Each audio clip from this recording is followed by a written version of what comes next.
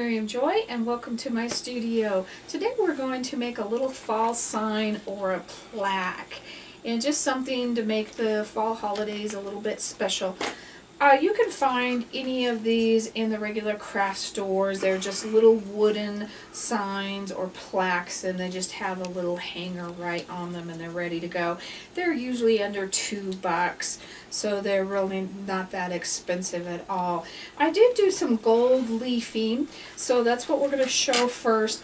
The gold leafing says to shake it well and then apply it and let it dry for 60 minutes. So it's kind of tacky, so I've already done that part, and you can put it on however you want to put it on. I just put mine on real fast with my finger, but you probably want to use a paintbrush or a Q-tip or something like that to apply it on. So now that that's dry and it's tacky, we're going to take our gold leafing. That's the hardest part, is getting the gold leafing kind of divided. And I'm using some gold leafing today that's got some other colors in it as well. So we're just going to take that, and like I said, that's the hardest part, is picking these things up. And I am just going to rub them on anywhere the sticky stuff is. And I can kind of see it's got a shine to it. And you really want to get these bigger pieces. That's what's nice, is to get in there and get these bigger pieces. So let's see if we can kind of dig to the bottom of our bag so we're not here all night and do this.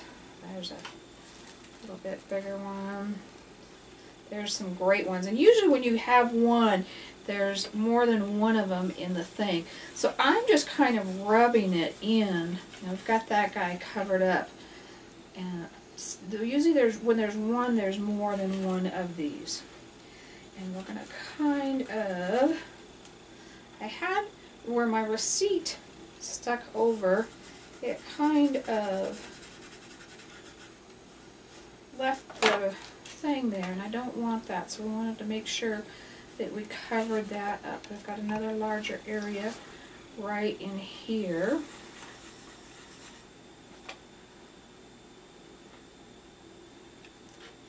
There's one there. I got carried away with this, so I'd actually do these maybe a little bit smaller areas like I did on the original one, so you don't see a lot of the gold just here and there, just to give it that extra little sparkle. But doing gold leafing is really simple. There's hardly that much to it. It's not very hard to do.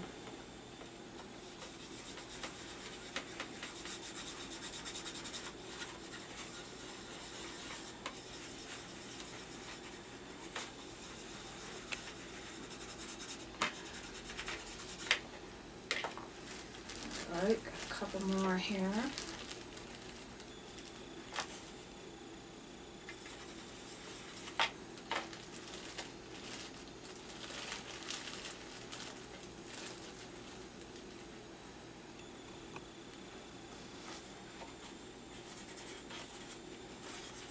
And I have some up here I can feel. Alright. And see, I want their edges kind of rough. I don't want them really clean and cut. I just want them kind of, so I'm kind of rubbing it there a bit.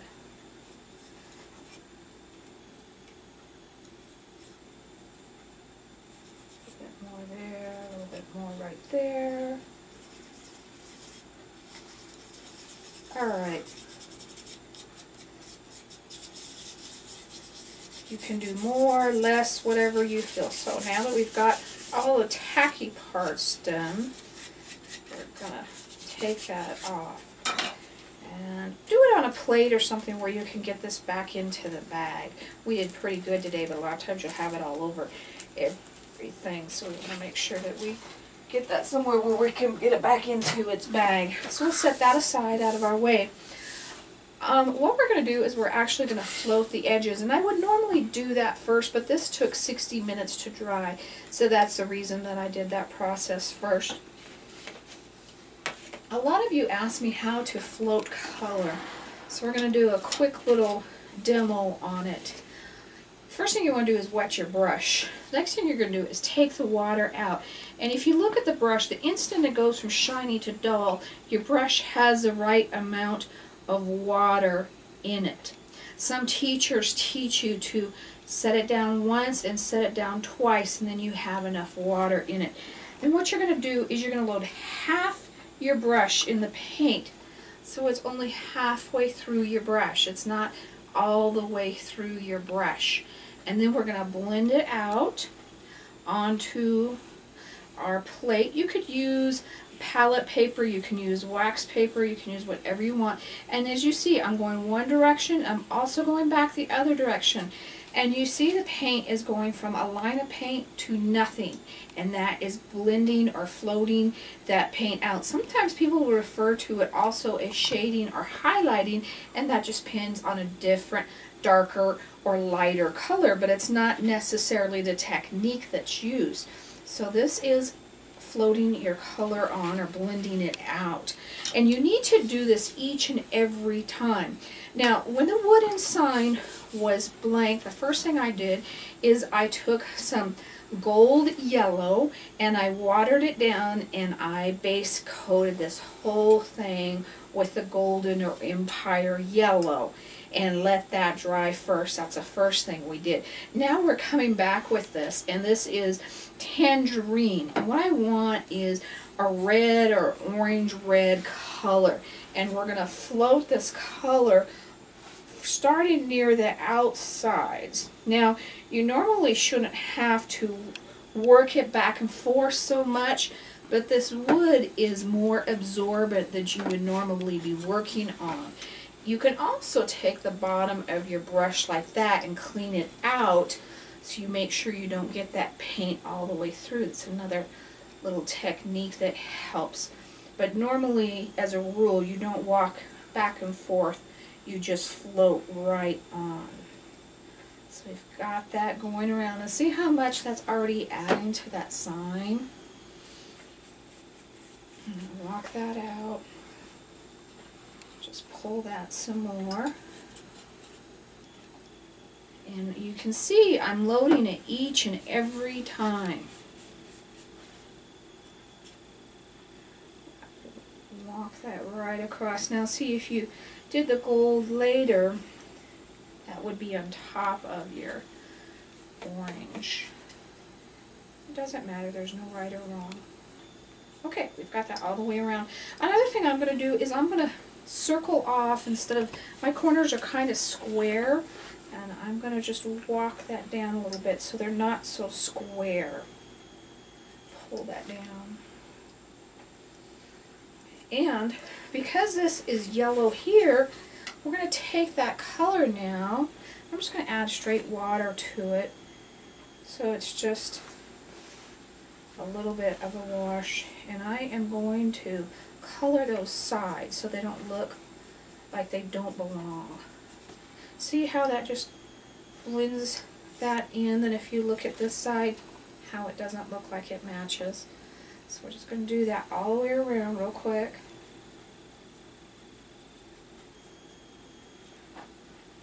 I'm not going to worry about the back because my sign's going to be hanging on a door with something that has a back to it. If yours isn't, then you may want to do the back or make it double-sided. Whatever you want.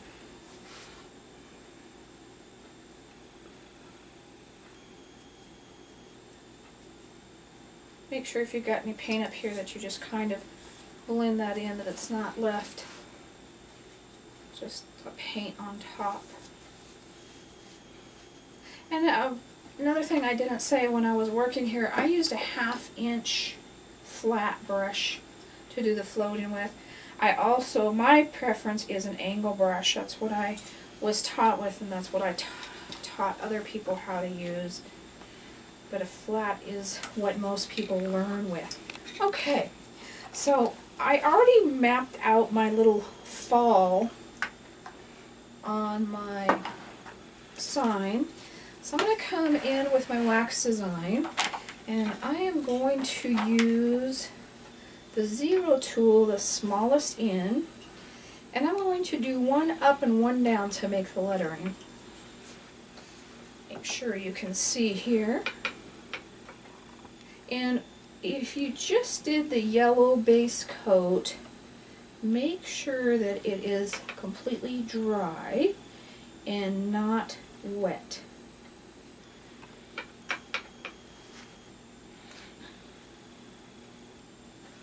This guy gave me a little bit of a time here. Let's see if we hit paint or if the glue was still drying. Let's try him again here. Okay, now we're going to go over to our outside edge.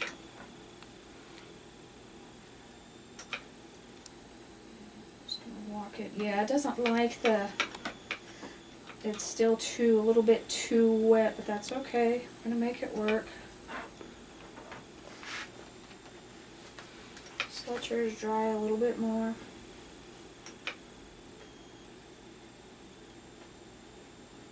And I am just kind of winging it. You can decide which way, which direction, however you think it should go.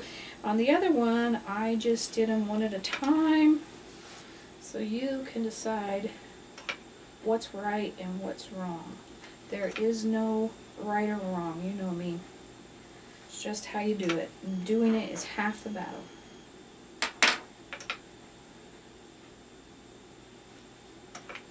If you're not familiar with the wax technique, please check out my YouTube videos, The Basics of the Wax Technique, and it will walk you through this process so you won't be lost and you'll know what we're talking about here.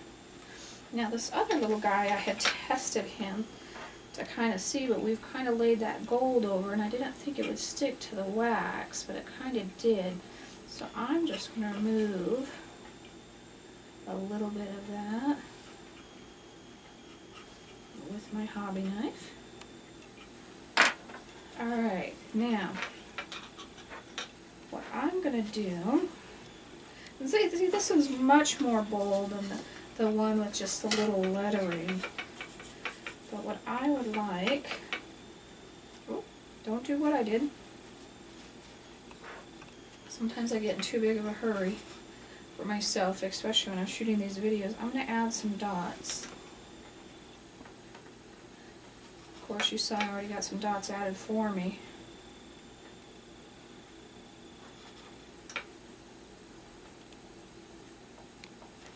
And that's just to give it a little different feel. You don't have to do that. Whatever you feel that it needs. Get that guy off there.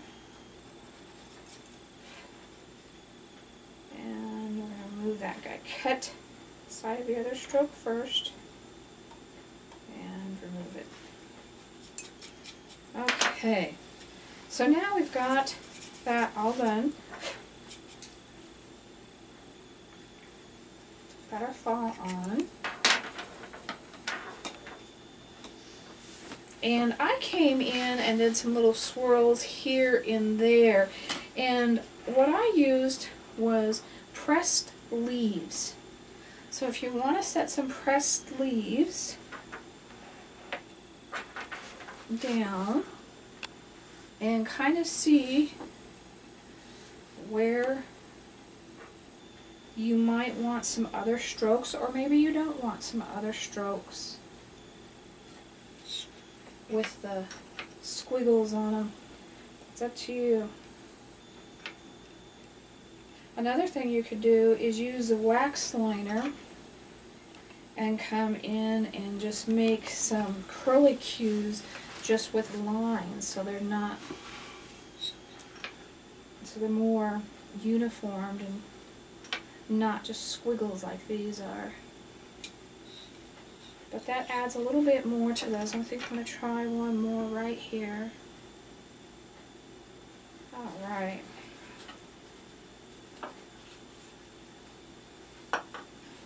I definitely, just from looking at it now, think that less of the gold leafing is better. We're going to take our Mod Podge now, and you don't shake Mod Podge because you get the bubbles. What you always want to do is roll it and have the lid on. Rule number 1, brand new bottle, and I just opened it. This is a wonderful thing that you get to see in videos. Well, lesson learned. Well, now you know to roll it and to do the lid.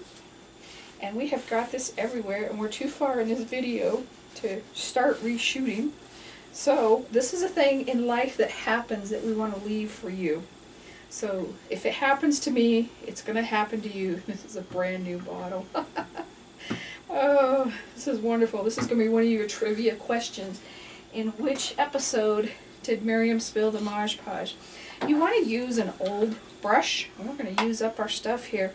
And the first thing we're going to do is we're going to put it on the back of our pressed leaves. And I did something this year that I guess I've been doing for quite a while, but I didn't know it. I took my wax paper and I ironed my leaves in the wax paper. It preserves the color from the wax, they say. And it did turn out pretty nice. These little guys were done that way. These came from our place in New York. And we're just going to put those right on like this.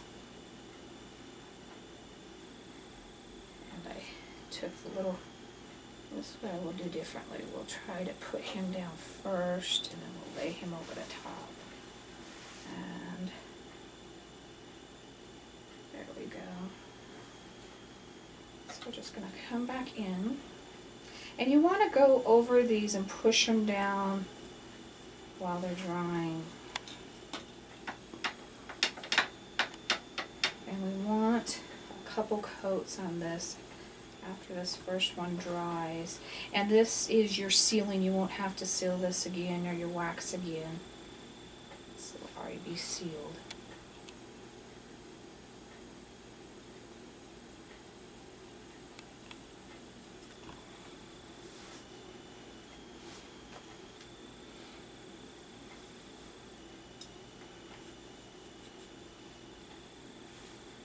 You want to get your edges, and you could lay this on your dry board or whatever you wanted, and just get all of the white so that there's no white. It's all laying down.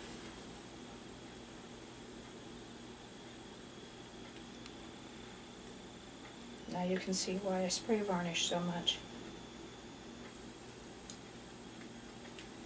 See, this is already start to dry, and push those down. See how once you start to get them, just push them down. Just keep doing that. Okay, we're almost to where we let it dry. Then we go back and apply a second or third coat in a while after this guy's a little bit drier.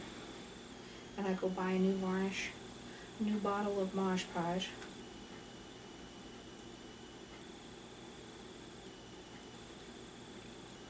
Alright, then once this guy gets all done, you're going to have this nice, clean,